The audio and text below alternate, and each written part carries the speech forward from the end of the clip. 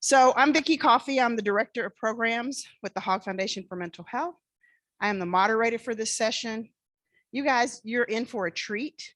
If you're wanting to be in the session Birthing While Black, a qualitative exploration into the experiences and implications of the COVID-19 pandemic on Black maternal health and care in Texas, specifically, then you're in the right place.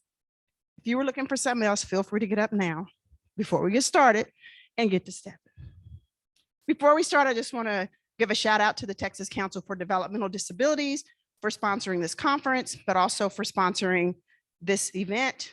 And a few housekeeping things, which I'm sure you guys can memorize or do yourself. We're trying to create a safe and supportive space here.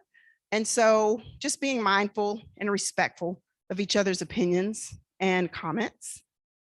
Also in this room, if you're in this room, please don't join via Whova.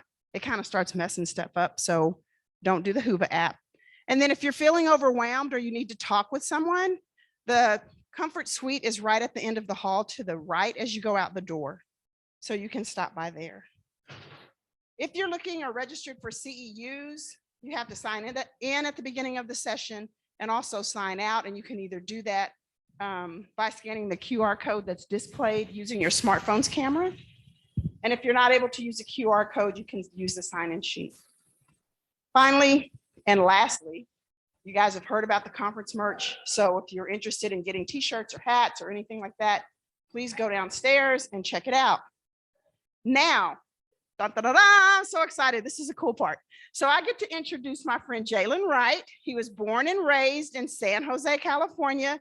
He ran track and he graduated from Texas A&M, and we are in Austin. Don't hold it against him. Okay, don't hold it against him, because Jalen attended the University of Texas at Austin and earned an MS and most recently a PhD, baby. He's a doctor in health behavior and health education with concentrations in counseling and qualitative research methods. Jalen's research involves examining and improving the health literacy, psychological health, and well-being of Black communities. So please join me, it says, in welcoming Jalen. We're gonna wear this doctor thing out for a little bit, right?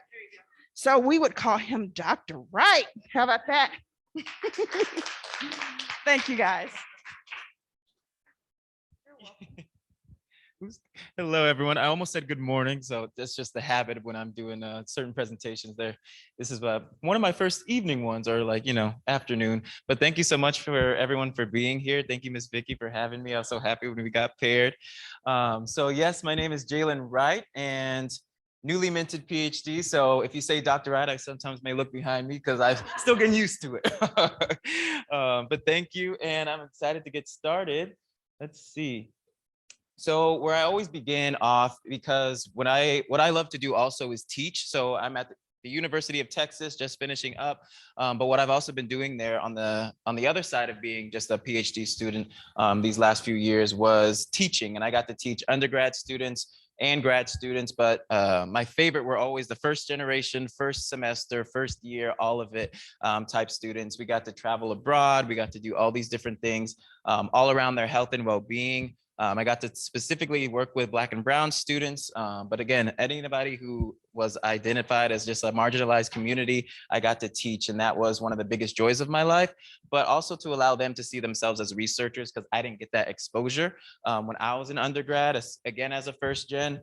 And so what I do at the beginning of all my presentations is allow everyone, whoever I'm speaking with, to begin to put on their researcher hat and see themselves as a researcher, especially if they don't have experience with doing research. But today we're about to figure out how we are all a little bit of qualitative researchers in general.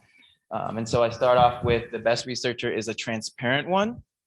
And I'm very interactive, again, when it comes to these types of presentations. So I don't know if you all have notes apps on your phone, or if you have, especially those who are virtual with us today as well. I want to welcome you all. But throughout this presentation, there will be times like this where it's a reflection moment. So utilizing your notes app, utilizing the person next to you, I want to make sure we're also processing. A lot of pausing happens throughout this to sort of digest what we're talking through. And this is where I begin. So this first question of how would you describe safety in terms of what does it look like for you? What does it feel like for you? What contributes to your sense of safety? And then how it may differ by environment. And I love to get interactive. So maybe if there's a person next to you, you might be able to share just what you feel comfortable with sharing, because we're in a space that we're just getting used to each other sometimes. So based off this reflection, if you're able to share just to the person next to you, how would you describe safety in your life based off of these?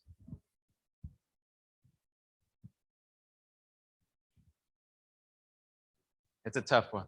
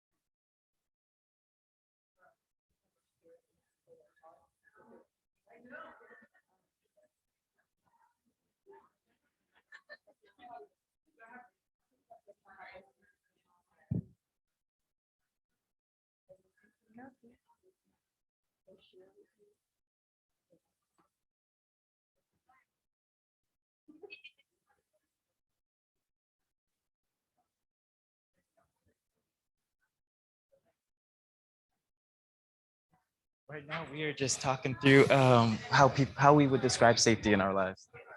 Yeah, I'm making it very interactive. If you're ready for that.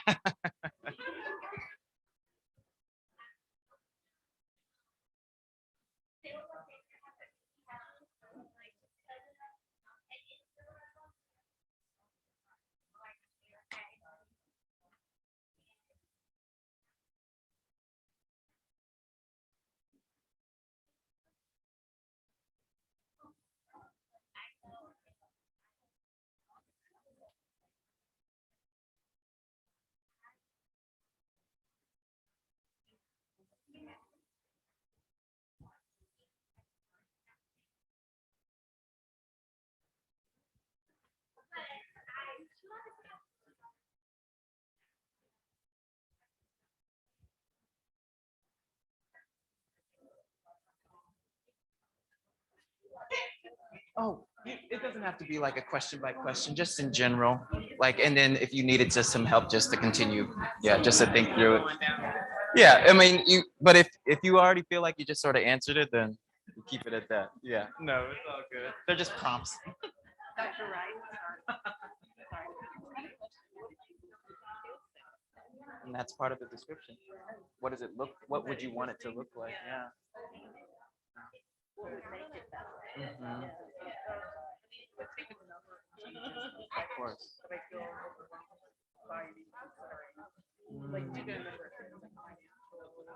Absolutely.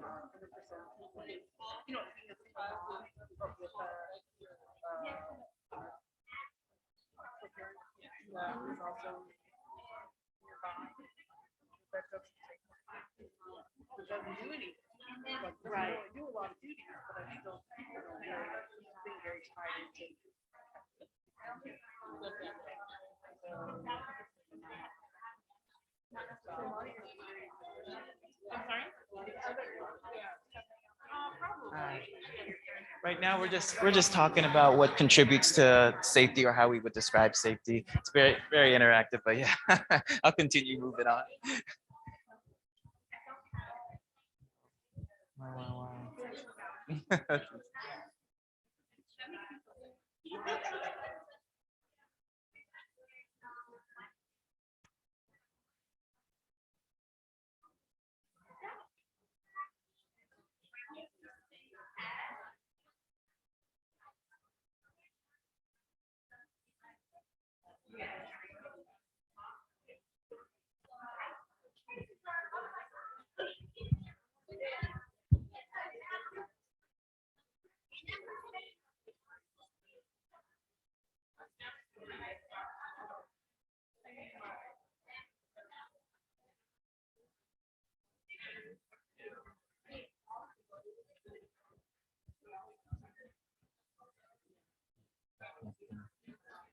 Did you want to share with me?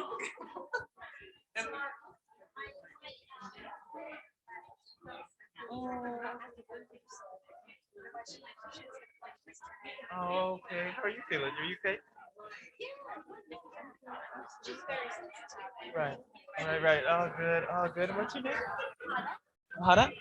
Hada. Oh, Jalen. Very nice to meet you. Thank you so much for being here.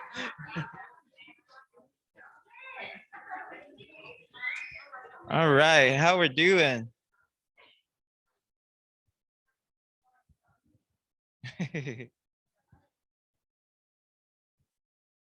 Everyone doing okay? Oh, good. Oh, good.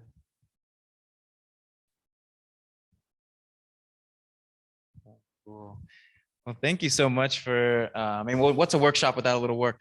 That is what I like to, that's what I like to do just in terms of like, when I don't know about you, but when it comes to when we learn something and how we learn stuff, when we can teach it or talk about it or discuss it, that means there's something bubbling inside. That means we're processing. I'm a big processor. I don't think I'd be here today if I didn't allow myself to also be able to answer these questions. And so what we're getting into is exactly what I was able to do with this study that I did for my dissertation, the work that I've done these last few years in general within Black communities, Black families, on campuses, things like that, and allowing us to sort of view ourselves as meaning making machines. Everyone that we just sort of discussed with when we talked about safety, safety is a blanket word. It's something that we make meaning of depending on our certain lived circumstances and our own past histories and things like that. And you all got to sort of hear that from the perspective of who you just shared with, but also based off what they were saying, you got to see how someone else can view safety or a lack of safety given that. And a big idea around qualitative researcher is the fact that we're experts in our experiences. And so seeing us as the experts in our experiences is what we value. Onlookers and observers of others. And then this final piece is how we make sense of the world around us is us in only in the ways that we know how until we observe, learn, or experience otherwise. So I'm big on exposure. I'm big on conversations. And when I talk about this, the only reason I get started here is because when we think about Black maternal health, we think about the lives of people. We see a lot of these numbers that we see the discrepant rates of maternal mortality, maternal morbidity, and these are people. And so I want to always begin with the fact that we are talking about people, we're thinking about people, theorizing about people, and that these individuals, they are sitting right next to us sometimes, or we're connected to these individuals in our own communities. So I always just to center that piece. Again and again. So just today's plan, we're going to talk through the overview of Black reproductive and maternal health crisis here, the health disparities of the COVID-19 pandemic, and then pandemic perinatal experiences of the Black mothers in Texas that I spoke with and around. And then like we just did, just constant reflections and pauses that we'll be able to do just to be able to digest this information because it can get overwhelming sometimes. I speak from experience. So the goal of this presentation is to better understand the US crisis that Black pregnant women and birthing people face, especially if those of you who may be aware of this, we get to understand it from another perspective and hear a couple different voices and stories around that. And then the secondly is how the participating Black mothers in this dissertation, in this study, how they conceptualize their own physiological and emotional experiences of stress, coping, care, and support through their perinatal period in the context of the pandemic. Because what we need to also understand is that the pandemic was going on and that was the main biggest context, but there were other things going on in the nation, other things going on in our communities, especially the state of Texas that just weren't happening in other places. And so again, context is always key. Pandemic was happening on a worldwide level, but there are things that get into the nitty gritty of how these people shared their stories that made sense to them that sometimes onlookers outside of the state of Texas, even outside of Austin, are able to sort of see and try to understand. Let's see. Oops, I do have a clicker. So addressing some language and terms, I do use the terms Black women, mothers, and pregnant capable people, pregnant or birthing persons all throughout this presentation. And this is just to make sure that anyone that I'm speaking about, or anyone who receives reproductive, perinatal, any type of care, that their voices are heard and they are being acknowledged in this work. Social determinants of health, just the general having to do with the economic and social conditions. Oops, let me talk into this thing. I talk with my hands a lot. And their distribution among the population that influence individuals and group differences in health status. And then finally, health equity, the attainment of the highest level of health for all people. I'm big on language as well. And so making sure that those things are kind of clear at the beginning in case so we can move forward and how we sort of understand them in these experiences. So beginning with the maternal health crisis, for maternal mortality in the US, every year 700 women die from pregnancy-related causes within their perinatal process. So this can be during pregnancy, birth, or within a year postpartum. You'll see here that the national rate, so for national at 23.8, it's a little bit smaller for those in the back. So that was the maternal mortality in 2020. This does not consider anything that has to do with COVID-19 complications or deaths. And what we see across race when we compare, we see nationally that at 55.3 non-Hispanic Black individuals, mothers and people, that was at 55.3 in 2020. And we can do it across race for non-Hispanic, white, and Hispanic Latina mothers, and how these discrepant rates are due to something. What time of work that we're trying to do right now is understanding that this is not a race, this is not just a race thing. These are things that are explained by other social factors, social identification, social characteristics that lead to these type of outcomes, things that are happening with day-to-day kind of individual circumstances. But when we see numbers, we just sort of see, oh, that's something that's going on in the Black community, something that maybe we're born with or might be genetic, things like that. And so just to get into the nitty-gritty of the understanding that these things can be explained by other happenings.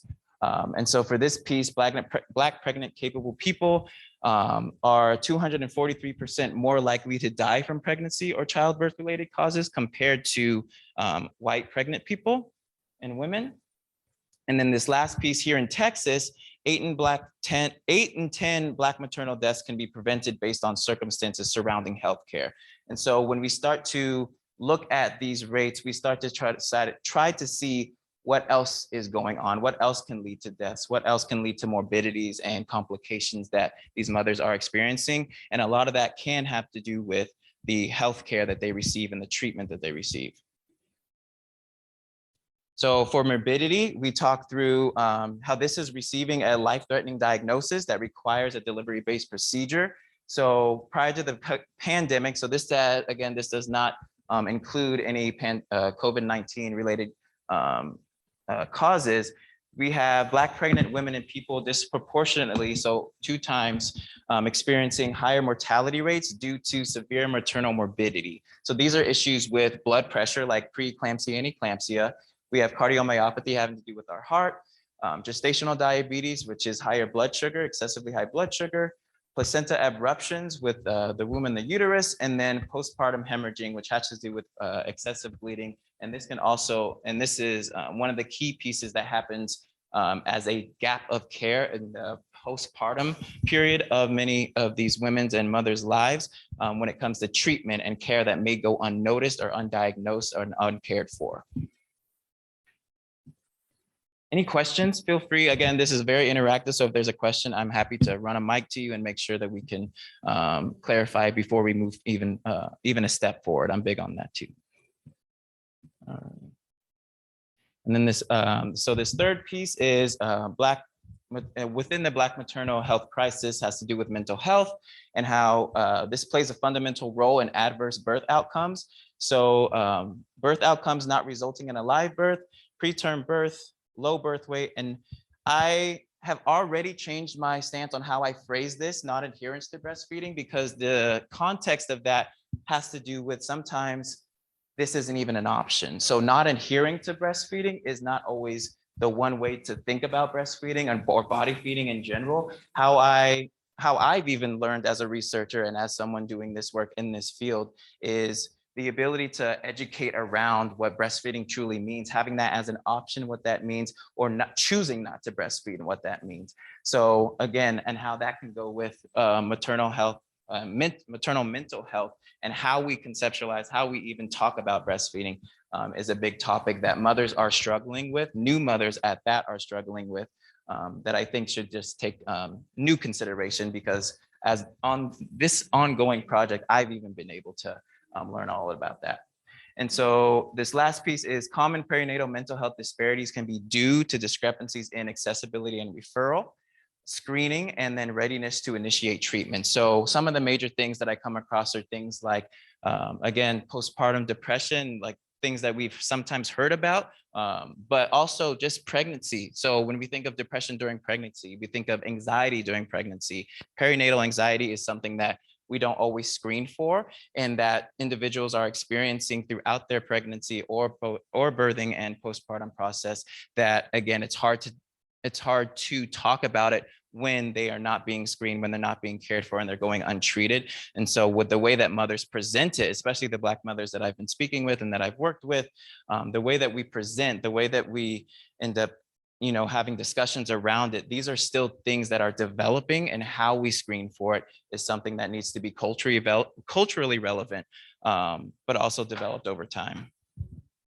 Any questions here? Yeah.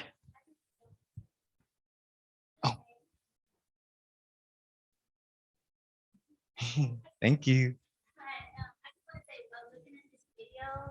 Not video, this picture right here. Of course. I was just talking to my sister last week, and she currently has a baby. I think the baby, my niece, is 6 months. Oh, Probably not even that old. wow. And I just visited her back in December, and while I was there, maybe because I was there, she was able to breastfeed very well. But I've been talking to her now, and she's telling me that she's having complications with breastfeeding. And I'm the type of person I like to ask a lot of questions. I was just like, well, have you talked to your doctor? She says no, she haven't talked to her main doctor, but she has talked to someone else. And just talking to her, even when she was pregnant, she was telling me that she was dealing with the pains in her hands and stuff. Like she was always stiff, and the pain that she was in. And I kept asking her like what was going on. She's not here in Texas, she's in Indiana, Illinois. And she was saying when she would go to the doctors, they was, oh well, you're fine, and they wouldn't treat her as well. And just to see what she has gone through, I'm just like, I'm scared to have a child, because this is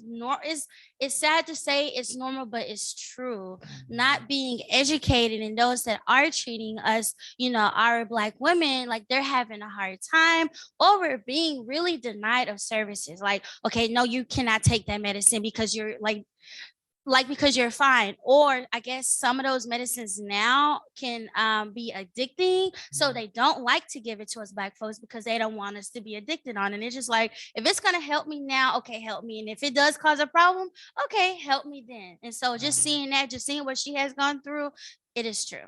And it's live it is alive today, and it's currently happening. And even if it was just happening to your sister, it is true. But the fact that it's happening to more, absolutely. Yeah, go ahead. Thank you so much. So just to piggyback off your sister, I just had a baby not that long ago. I'm saying not that long ago, but he's 1, but it just seemed like yesterday. Well, congratulations. And I also dealt with postpartum hemorrhaging. I was not educated with that. I didn't understand that. And I had postpartum depression. I knew what I felt, but I felt like if I told my doctor this, like I would be looked at weird or different. So I was almost scared to even say. So your sister, when you say like, you talked to your doctor, it's like, I don't want to go in this office and they're gonna be like, girl, breastfeeding is making me like cringe. Cause that's what I had. Like I have 3 kids, an 18-year-old, a 15-year-old, and a 1-year-old. So I'm starting all over. And I didn't enjoy it as much as I did with the first 2.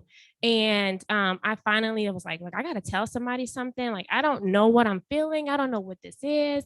The depression part after. The postpartum hemorrhaging part is not talked about a lot. And honestly, I kind of discovered that myself. I kind of was just pushed in a room, and it's like, here's your baby, here's this, here's that. And it wasn't until I got up to just like move around where I could feel something wasn't right. And it took them almost 2 hours. I lost so much blood, and not to be like vulgar or anything, but it was the scariest thing to go through. And so that postpartum hemorrhaging part, like now I'm on it. I'm like, okay, you know, I work at an all-girls school, Ann Richards, not far. And, you know, I want to, even though we have seniors, you know, and there are some kiddos who may have babies or on the, you know, having babies on the way. And I just want to educate our Black girls, like how to deal with that and like what to look out for. There's no resources like that for us. So, I mean, I got help, but I mean, it took for me to go through all that for weeks. I dealt with that weeks and weeks, and I thought I was crazy and everything else. But yeah, that's it. And I know you said your young one just turned 1, but congratulations, because that is a big deal.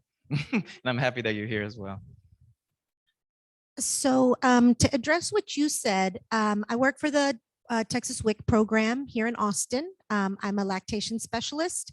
And so yes, I'm also the president of the Central Texas Breastfeeding Coalition. So we advocate for breastfeeding a lot. And I'll come back to you in a second. But for your sister, doctors are not trained in breastfeeding. They have no breastfeeding knowledge whatsoever. He won't know what to tell her. He may give her incorrect information and actually cause a problem with her breastfeeding and maybe even get her to quit just by some of the things he says, not intentionally, but these, you know, doctors just don't have that training. A lactation specialist is where she needs to go, or an IBCLC. In Austin here, we have Mom's Place. We have the WIC programs, all have peer counselors, highly trained in breastfeeding. We get tons of training over and over. So that's one thing. So maybe that will help her. And then if she could get a pump, that would help as well. That way, if she's having some issues with the stiffness, she'll be able to pump that milk out, because breast milk is breast milk, whether it's pumped or given directly from the tap. So you don't have to, you know, directly breastfeed to breastfeed your baby. A lot of people don't get that distinction. Sometimes they'll be like, no, I'm not breastfeeding, but I'm pumping. Well, that's breastfeeding. So, and then what you just said was absolutely valid. There is actually this phenomenon that happens to probably 10% out of, you know, 100 women, where they get these feelings, like not good ones, while they're breastfeeding. And so for those women, you know, it's best to stop or to pump, and it is okay. You know, it's good to breastfeed, but not at the sake of your mental health. We need a happy mother, because if the mother is not happy, there's a problem, you know?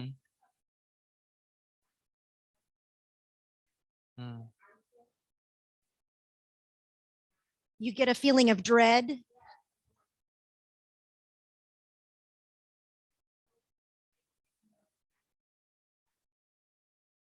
And that is good. That is okay, because you need it. You know, I have moms who are like, I can't do this anymore. Well, you don't have to. Who told you you have to? You can stop.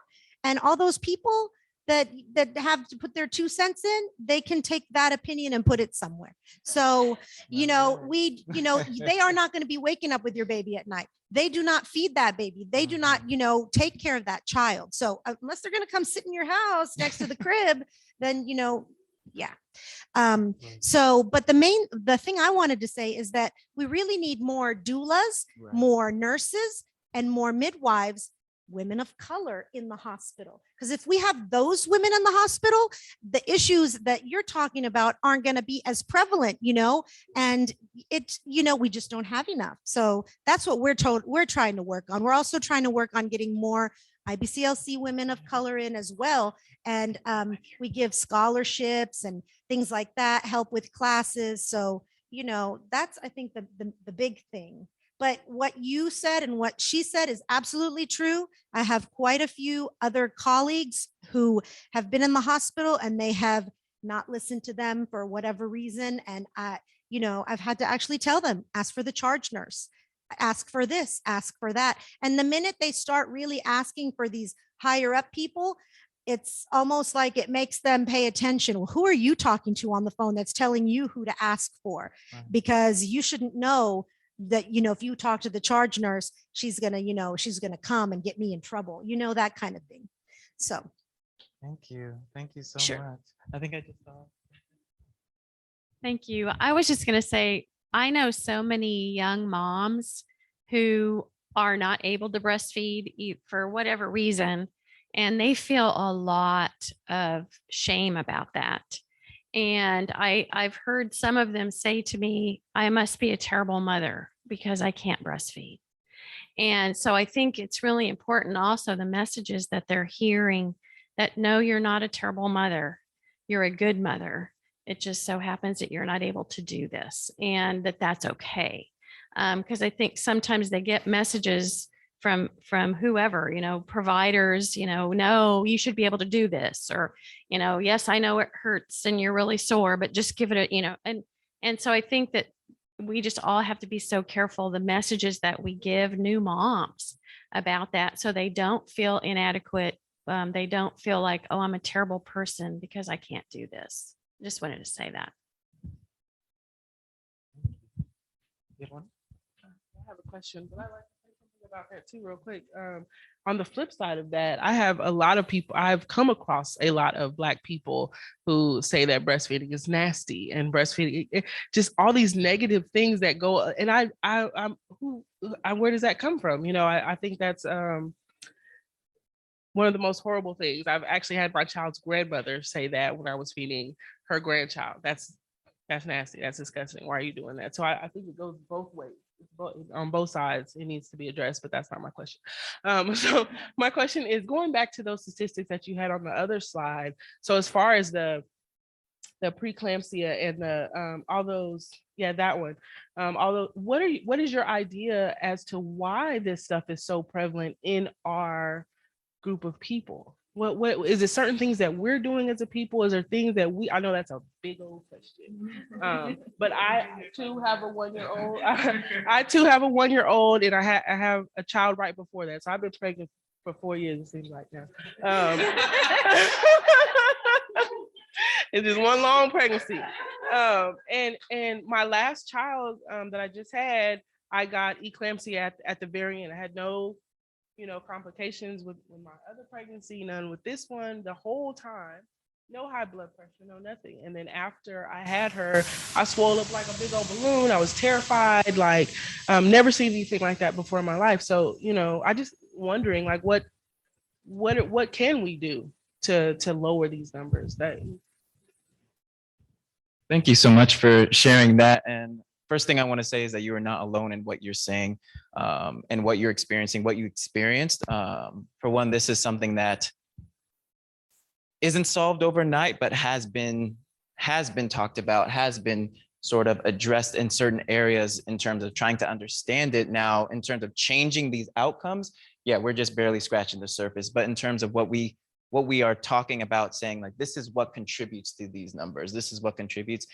The first mistake that we end up doing is making all of this out to be individual choices, individual behaviors and habits. Now, do I for a fact understand how that, like, someone's day-to-day diet, routine, regimen, things like that, their sleep, that does contribute to different types of morbidities when it comes to blood pressure and these especially high blood pressure, high blood sugars? Yes, that does have a lot to say with diet. It has a lot to say with sleep, a lot to say with exercise, physical activity, but it would not be fair to say that that is the reason why these things are happening, just as a sole reason. To put it on the individual is the problem.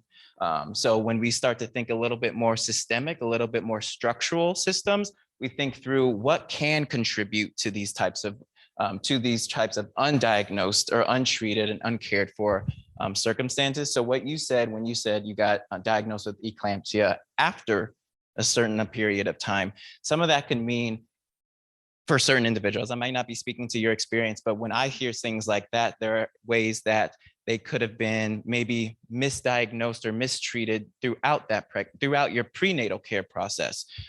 Things that maybe when a mother would go in for her monthly check-in, things that were not being screened and that went unnoticed, or things that were not being just talked about and educated around. And so then they develop into eclampsia because they weren't addressed at an earlier stage in time.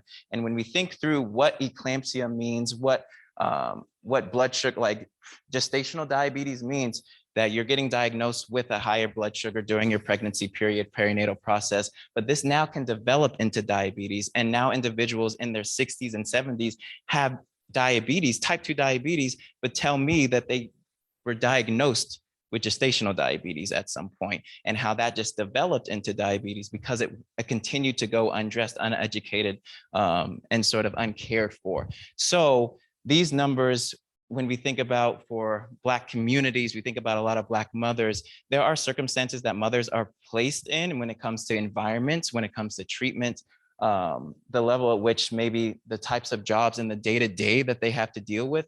What I get to hint at is the fact that stress can contribute to a lot of comorbidities. The fact that stress can build up in our bodies and present itself as high blood sugar, blood pressure, and certain issues with the heart. So when there are a lot of factors that come in play, and when we think of it just as individual, just as genetic, we lose a lot of context. We lose a lot of sort of ways that mothers are placed into these positions, but then also ask, why are they there? And placed in a position to sort of almost explain, what are they doing wrong? And we just sort of heard a story about the idea that if I could be a bad mother if I'm not able to do certain things, that should sort of encapture motherhood. And what we're trying to understand is that motherhood looks different for each mother. Parenthood looks different for parents in general. But the way that stress physiologically can show up in our bodies can also present in very different ways. So I don't have the exact one answer. It's the fact that there are many answers that can contribute to this. And what we're learning from studies like this, what we're learning from these types of numbers, is that it's not on the individual alone. And that's the most important piece to think when we think of health promotion programming. We think of how we do interventions that aim for Black mothers and their care and their treatment, is that how do we make a structure, make an environment in which the decision and the choices that are in front of them can lead to better outcomes, because that is part of the issue versus saying that the mother themselves are making bad choices. Does that make sense? Any questions? Yeah. Oh, right behind you. I also had a baby in 2020. Oh my So goodness. right when COVID was Wow. going on. So Wow. we had fun there. Congratulations. Yeah, fun. So my thing is, I really feel like being a Black woman, the doctors thought that my pain threshold was a lot higher than a white counterpart. And so my drugs were not the same as someone else. So I do have a pretty high pain threshold. So I had a C-section and was able to get up after a couple of hours and move. But I had to remind myself, no, you want them to help you. You want them to take care of you. You want them to monitor you. Absolutely. Because if you don't, then you could end up like that. So I just want us to realize that we don't have to be strong like that. We can still get the care that we deserve, just asking for it, because we deserve it. As is, yes. And yes, we are, and hopefully the things that are, again, going on in your minds and just sort of processing, that I'll be able to continue to address throughout this, because I'm hearing a lot of different buzzwords that are definitely coming up. So that does excite me. So let's see. So we kind of talked through this when it came to health disparities, but how health disparities are sort of developed over time. And again, not at this individual basis, but it's more exposure to risk factors, less exposure to protective factors, and then fewer flexible resources to cope with problems that arise. And so that's how health disparities emerge. And that's how we start to take things off of the individuals, take it off of a community, take it off of a race, when we start to think of at this systemic level. So with that, with those flexible resources, like I mentioned, so less exposure to protective factors and fewer flexible resources to cope with problems. These are those flexible resources that can be used to improve health, no matter what the risk or protective processes are. These are things like money and income. These are things like knowledge and education, power, so connection and social prestige. And then like this last piece, beneficial social connections. So how many of you can also think back to a time where you might have been able to get access to something that not a lot of people would have access to if you didn't know this one person or talk to this one person? Like, so basically, who has benefited from a social connection in any way, shape, or form? And so just to understand that and then put it in a context of what that means for someone who has connections to better health pieces, to better perinatal health pieces, support and care, and just to know that my beneficial piece, when I think through or of prestige and power and privilege, there's a reason that individuals go to UT. There's a reasons why individuals go to certain schools or get certain degrees. I'm very well aware of that privilege. I'm very well aware of what that means and the access that that gives me. And knowing that mothers who understand that these things are acting sometimes against them and not in their favor allows them to see that it's not their fault, allows them to put themselves in a position to know that there are outside contributing factors to sometimes what they're feeling personally. And to understand that is to sort of just, that's a piece of the coping, that's a piece of what we've talked through, stress behavior and adaptation. And so it's reframing, it's a lot of reframing, because once we see that there are forces outside of us that are sometimes working against us, or sometimes seeing that that mother does have more power than she sort of attributes to. And so empowering in a place where she feels very disempowered. So such as healthcare settings, such as certain government settings, when it comes to support, these are things that we talk about and that without talking about, again, feels again, more individualized. Any questions here? I'm going to continue shifting more forward. And so this is, let's see, I wanted to just talk through this piece. So right off the bat, thinking through those social determinants, what you would expect to be able to afford, or who would you expect to be able to afford a smooth and healthy pregnancy and labor delivery process. We have one piece, Black, pregnant, 30 years old, law degree in healthcare administration. Her salary or their salary is 100,000, partnered, extended family within the same city, first child, but two previous pregnancies, and then insurance provided by job. And then on this other piece, we have a white pregnant mother who's 35 years old, associate's degree, income at 43,000, partnered, extended family in a different state. This is their first child, so first-time mother, and then insurance provided through partner. And so right off the bat, who would you expect to be able to afford a smooth and healthy pregnancy and labor and delivery process? You would expect though, right? So these are two very real people. These are two individuals that I've had the privilege to speak with. And you felt that it was the other way around?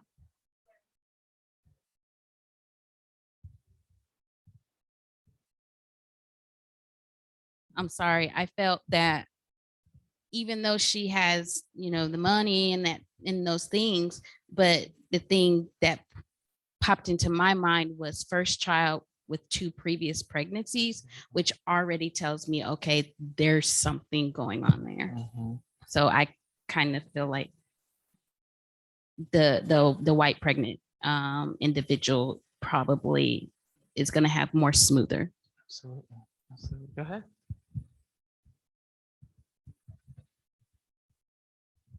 I would agree with that based off of what I understand and from my own lived experiences. But if I was looking at it and I was looking at it from the first time before I had any kids and had the bliss, the ignorant bliss, I would say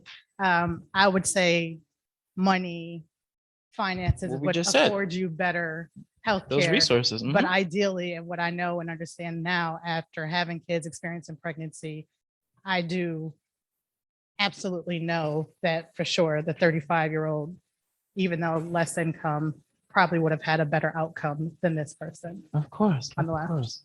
No, thank you. And thank you both for allowing us all to see how complex it can get with the tiniest of details. So just you pointing out the fact that they both are listed as this is their first child. I'm a first-time mother. But there's tiny little pieces of context that you as an individual just sitting in this room, we're not even in a doctor's office, can see that someone who has had two previous pregnancies, but this is their first child born to term, what that context may mean, not does mean, but may mean. Already understanding that in this room, what that already sort of says about identity pieces and how social characteristics of somebody can contribute to, and their histories and their previous reproductive health histories, what that can mean moving forward, even as a first time, second time, third time mother. And so these are these social characteristics that provide context. So race and ethnicity, pregnancy status, and again, time in pregnancy status. So I didn't mention if someone was at, 8 months or 7 months or 4 months or certain weeks wise gestational age. But we have their regular age, their education, and how that would hopefully, or that would in the society that we live in, contribute to better health outcome. We have income, how that would deem a better health outcome, relationship status, both being partnered, social support, what it means to have an extended family in the same city versus versus a different city, and which one would we say would have more support, the family in the same city or the family without. And without knowing that, you don't know what their line of support is. You don't know what their community looks like when it comes to when that baby's in the world.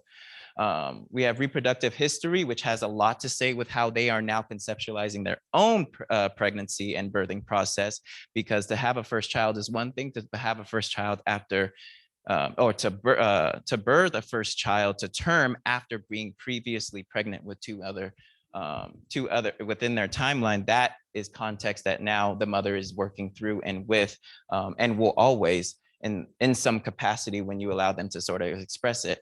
And then insurance status, what it means to get it through your job or sort of through some type of company versus through your partner, and which one would lead to another birth outcome, a healthier birth outcome based off of these alone. Did you have a question? Oh, sorry, but I ask all of these, I'm just gonna skip through that one, but I asked all of those because these were individuals that again, I spoke with. These were real people that we are sort of trying to understand from an outside perspective, but these day-to-day lives of individuals that they got to share context of what it was like to give birth during a pandemic. For the first time, for the second time, I had some generational births. So sometimes, like you mentioned, I had a couple mothers who gave birth in 2001. So context 9/11 right after. And their timeline was gave birth in 2001, 2010, and 2021. And so to know that she felt like a first time mother every single time. And that matters. That matters because the way that the time in which we give, or the time in which an individual gives birth can say what they are, can like speak to what they're experiencing in that context. So in 2010 versus in 2021, right when we're kind of in the middle of a pandemic, those are two very different births, two very different experiences of motherhood. And so allowing them to speak on that was a big piece. This is a Texas representation of where these mothers came through all around Texas. It was a Texas-wide study. Mental Health Foundation, Hogs Foundation, thank you so much, because this allowed me to speak to so many and get a broad view of what mothers were going through in the state of Texas. Now you will see that some of these were metropolitan areas, so big cities, and then surrounding greater areas. But look how much work there still is to do when I think through how can I continue to improve this type of work when we think what it means to give birth in a large city versus in West Texas or East Texas, things like that. Again, more context, yeah. Oh. Do you think had you had the opportunity to get I know there's less Black women in West Texas, but do you think the outcomes would have looked different because there are fewer Black people in West Texas? I do. And thank you so much. The only reason why I would say that is because of some of these just little individual pieces where they weren't in Austin, or they weren't in Dallas, or weren't in Houston.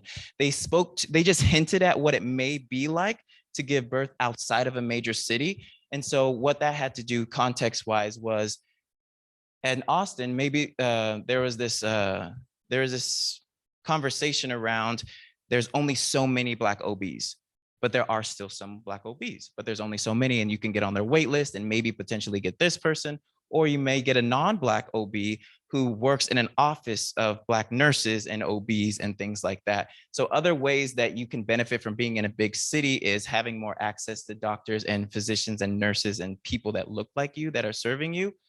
And it becomes less and less the further out we get from these metropolitan areas. So that's one of the big ways that I believe I would have learned a little bit more about what it's like to give birth in rural areas versus Texas sometimes gets viewed as just a rural state, but it's very specific in terms of when you are in a city, it's less like that. It's less of a rural sort of experience. But I do think that that to talk to someone that gave birth in a small city, in a small town, local town, which kind of presents even more challenges as a researcher to try to even get access to. And I do understand that. And that's probably how this outcome came to be. But what it means to speak to those mothers and allow these mothers to process their births, because there are Black people out there. There are Black mothers, Black parents, Black individuals who need the support and who need people who look like them asking them about their experiences. And that does matter to me. And I do believe that that is something that this type of work can continue to build off of, though. Right. Of course. And so let me see, I think I have one where they're all together. So this piece is just talking through pandemic and vulnerable communities and how this pandemic presented a lot of different susceptibilities to COVID-19 and overall loss of quality of life. And based off of all of these different communities of people, pregnant women and people was one vulnerability, and then community of colors was another vulnerability. So when you think of intersectionality and how one individual can hold multiple and conflicting identities that again disadvantage them socially, physically, mentally, in a lot of different ways and capacities, and how they can also identify just being connected with other vulnerable populations. So when we think of stress and we think of how stress buildup happens in our communities, in our bodies, for one single individual, we think through how many layers that we're actually working through because I can name multiple individuals that I spoke with that were pregnant, pregnant Black women with multiple children, and with older parents with disabilities, with a chronic mental health condition, low socioeconomic status. And there was one mother that actually was first generation in her family. So to think that one person can hold all of these vulnerabilities and to know that they are not alone in that, but how that disadvantaged that an entire sort of area and certain areas in our country, in the state of Texas, when it came to the pandemic, and what worry sounds like, what stress sounds like, what fear sounds like and shows up as when you look onto the news and see, here are all the people that are most likely to get COVID-19 and possibly die from COVID-19. Oh yeah, and you're pregnant, and what can that mean for the baby? To know that again, these are things called, there's a hypothesis, weathering hypothesis, if for people who might be aware of that. Thank you so much. So people who might be aware of the weathering hypothesis, that is specifically designed for Black women and Black communities when we think through what stress does to the body in terms of breakdown, in terms of accelerated aging, in terms of accelerated overdevelopment of certain mechanisms that happen within the body. So physiological changes happening in the body due to stress. And so how does stress show up in our mental health, in our physical health, just based off our day-to-day circumstances and access to just sort of viewing things on a day-to-day basis, which we can recognize during the pandemic, that was a constant sort of source when we think of misinformation, when we think of news, or just in general, what it was like to watch the news or try not to watch the news and certain updates, and what it meant to have that 24/7 every single day while being pregnant or while in postpartum periods. I think we touched on this a little bit, but just to highlight, across densely populated areas and cities in the US, Black communities in general accounted for 76% of all COVID-19 hospitalizations, and 70.6% were due of COVID-19 related deaths. And this is in context of the fact that the US Black population is 13.4%. So again, another overrepresentation and what can lead to more fear, more stress, more worry within the mothers that I spoke with. And we talked through intersectionality. And so what I got to do was speak through these complex pieces of gender, sex, race, socioeconomic status, and how other structural inequalities have been magnified due to the pandemic, but very well existed before the pandemic and will continue to exist until we continue to address these certain conversations, policies, and different types of outcomes. All right, so this was, as an outcome of the study, I got to create a timeline that mothers shared in terms of national stress exposures. So they talked about personal stress exposures. These were some national. So what contributed to a lot of what they felt, which was, so at the beginning, so March of 2020, the murders of Breonna Taylor and George Floyd. And then those were both in 2020, as well as the COVID-19 pandemic shutdown, shelter in place motions that happened, and what that meant to either just be a new mother or be pregnant during this time and have all this happening. So again, there was a racial reckoning. There was a COVID-19 pandemic. There was things that mothers had to deal with that no mother has ever had to deal with up until this point. And that's why the way that we talk about it moving forward has to be in a new light, has to be in a new tone, because these are mothers that are kind of the firsts. And to understand that context means that the way that we address them and the support services that are provided to them now also sometimes have to be first. They're gonna look different than they've looked in the past. And so next we had the summer nationwide Black Lives Matter protest, the election, the snowvid. I know how many people ended up remembering the winter freeze that happened in 2021. Nothing like this one from past week. Like it was pretty bad, but nothing like that one that was in 2021. That displaced families for months. That displaced families for extended periods of time and changed a lot of what they were going through. Again, context, and that also added to it. That was in Texas. That was a very specific thing that happened here in Austin too, and how they talked about it. But it was in Houston, it was in Dallas, it was in Austin, and what this meant for their day-to-day lives, for their families. Again, this is all about stress, all about buildup. We have the nationwide coverage of infant formula supply. So when we talk through breastfeeding and how that was either sometimes a choice or an option, or not a choice and not an option, that nationwide coverage of infant formula supply shortage, that was a big conversation in what we discussed. This led to a lot of fear. This led to a lot of feeling like a bad mother if they could not provide infant formula and they could not breastfeed.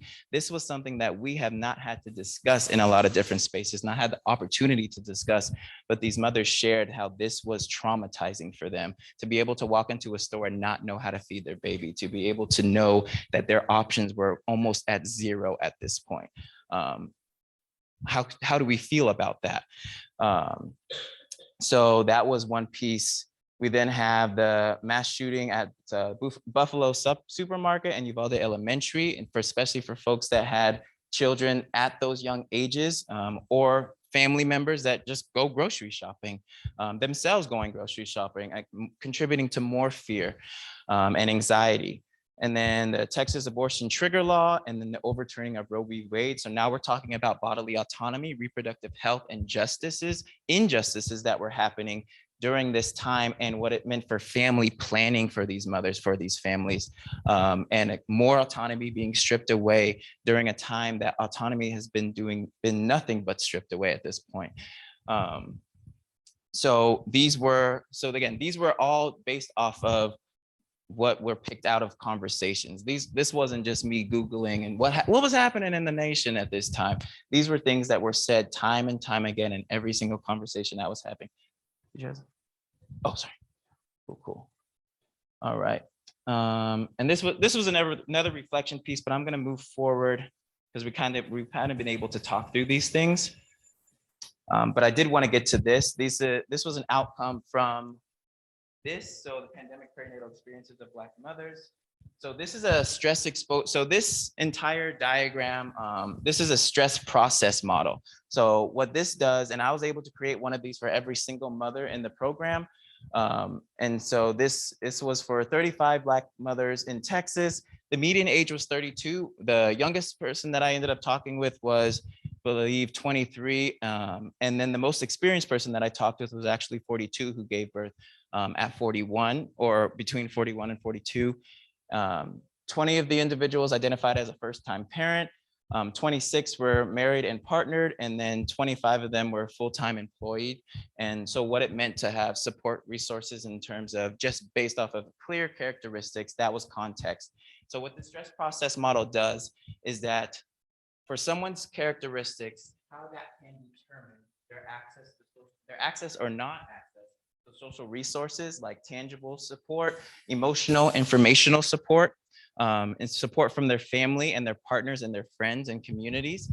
And then also their personal resources. So what they either have access to or don't have access to when it comes to personal resources. So that is individual level. So active coping like gratitude, spirituality, self-reliance and reframing. The ability to reframe is a skill that can be developed, and learning how that comes about. And then passive coping responses we see as acceptance, avoiding, disengaging, or denial. And to know that these are both things that go towards somebody, that lead and contribute to someone's health, someone's ability to adapt to stress exposures, like the pandemic, pregnancy, discrimination, racism, and then trauma and loss. So these all contribute to one's sense of safety, like we talked about at the beginning of this, and well-being of the Black mothers, but particularly in this work. And I do want to jump to, so this study was informed by Black feminist thought. Maternal health equity was developed we were able to develop a term for this. And then reproductive justice. You could take a picture of this one, because I'm gonna shift one more. Got it? All right. See?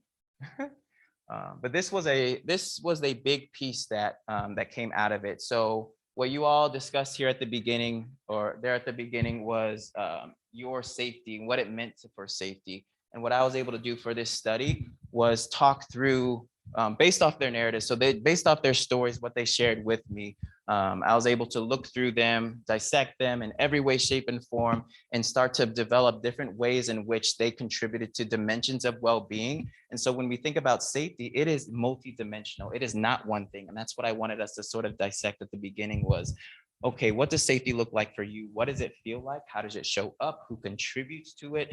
How is it developed? And so that safety piece was paired for this study. I paired it with well-being and dimensions of well-being, things that contributed, things that challenged it. So on one side, and then things that cultivated it on the other side. So we have physical well-being, emotional, social, environmental, intellectual, occupational, financial well-being, and then spiritual well-being. Spiritual well-being. And this is probably my favorite thing to talk about. So I can talk very, very, very long about it. That's the only reason I'm going to shift forward, because if you got a picture of it, we can continue to discuss. But this was a major outcome of those conversations. When we think about what this can mean for, thank you, for health policies, we think about what it means for health interventions and how to intervene, how to talk through, how to process these conversations, and how to move forward with the support that they believe that they needed because they said they needed it. What we can actually control when it comes to things that were challenging it. So trauma and loss and death. These things that sometimes feel like uncontrollable situations. That's why they challenge are things like emotional well-being and what mothers can say in terms of coping, in terms of adapting to these stressors that can be inevitable sometimes when we think of loss and death. There are things that contribute to it, that cultivate emotional well-being just on the exact other side of that spectrum, like psychological safety and trust and authenticity with family members, partners, communities, and service providers. So when we think through what these mothers are saying, what they're voicing as what's challenging their safety, what's challenging their well-being, there are answers from them.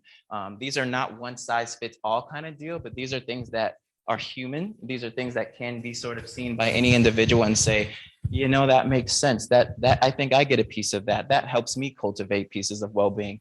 But I'm all about contributing language and providing language in ways that people may not know how to even talk about what they're feeling.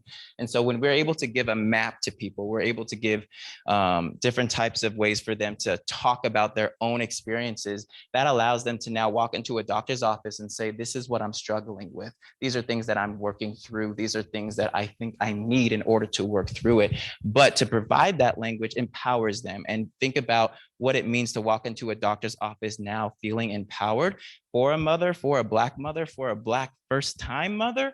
These are things that are changing, that can change health outcomes, that can change lives. Now, that's on an individual basis, and we shouldn't say that that is going to be the thing that changes from 55.3% or 55.3 maternal health, maternal mortality, how that's going to be the answer, but that can be one. That can be one thing that contributes to it, on top of many others. And then, excuse my fast clicking for these next ones. I kind of just talked through some of these. One of the ideas was around the 4th trimester. So that's the postpartum period, and how now thinking and conceptualizing as a 4th trimester, that is a part of the perinatal process. Sometimes right after giving birth, right after childbirth, they just say postpartum, and that sometimes lasts for 6 weeks because that's the last appointment that individuals are that end up even seeing their provider if they choose to do so. Is the 6th week is their last appointment, but how this can extend to up to 2 years. Now we even have as at a year, but I'm pretty sure you're still feeling very much like that new mother, that you were still going through things that individuals are going through, not for the rest of their lives, but kind of for the rest of their lives, when we think about their ability to process and those resources, personal and social, that they have had access to process what their bodies just went through. Because giving birth is a traumatic experience. How we reframe that traumatic experience has a lot to do with how we cope with it moving forward. But that doesn't mean that the body is not going through something that is truly traumatic in the own definition of the term. Let's see. So these are other aspects that we conceptualized in this study as the 4th trimester. Let's see, or that that challenge the 4th trimester and make it challenging. Let's see. We were able to talk through the strong Black woman, the superwoman schema, and Sojourner syndrome. These are all talking about the. So what I get at here are what the characteristics are. So things like an obligation to manifest strength, obligation to suppress emotions, and obligation to help others. These are characteristics of these schemas. We then have what are the perceived benefits, because these are survival things. These are things that were developed culturally and generationally in order to make it to the next, day sometimes. So preservation of themselves or survival, preservation of the African American and Black communities, and preservation of the Black family, African American family. Different types of liabilities perceived can be strain in interpersonal and romantic relationships, stress-related health behaviors such as postponement of self-care, treatment such as even attending appointments just to sacrifice themselves because they got things to do. And then embodiment of stress such as anxiety, depressive symptoms, and adverse maternal health outcomes. And then contributing contextual factors such as historical legacy of stereotyping and oppression due to race, and then lessons from foremothers and past histories and spiritual values. So these are things that just allow us to explain Black maternal health with multiple lenses. We think about these lives of Black mothers and what these discrepant rates can mean for one individual, but how it is much larger than that. This is a larger view of this is how communities are being seen, being conceptualized when treatments are being developed based off of these kind of things. And surveys and items and screenings are being developed based off these kind of things.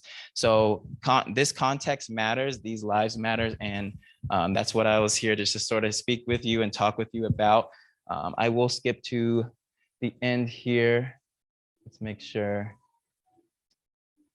I got to speak with Black doulas and midwives and nurses as well as a part of this program and this study. And I spoke with about 28 to 29 of them as well.